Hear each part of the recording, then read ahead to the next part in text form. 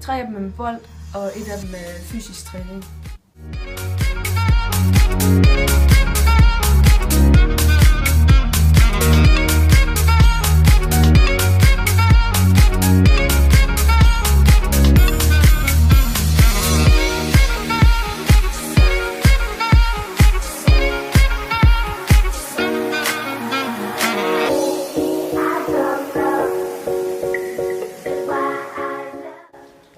Der er 2 9. klasser, og de er delt på den måde, at golfspillerne er sammen med fodbolddrengene og håndboldpigerne, og badmintonspillerne er sammen med fodboldpigerne og håndbolddrengene.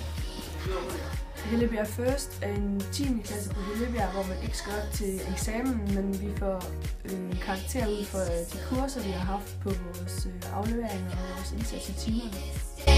Hellebjerg Idrætsefterskole er en nutidig og åben kristen efterskole, der arbejder på den danske folkekirkes grundlag med følgende værdier: fællesskab og demokrati, ansvarlighed, dannelse og læring, faglig nyttiggørelse, idrætslig og kreativ udfoldelse. Hellebjerg blev oprettet i 1958 som landets første idrætsefterskole. Den 3. maj 1958 modtog vi vores første elevhold bestående af 11 piger. Vores skole voksede hurtigt både hvad angik elever og bygninger. Vi er nu 186 elever. I sommeren 1964 blev det en fælles skole, og eleverne er fra dag blevet tilbudt et 8 måneders kursus. Hvis du tror, at Hellebjerg vil være noget for dig, så læs mere på hellebjerg.dk.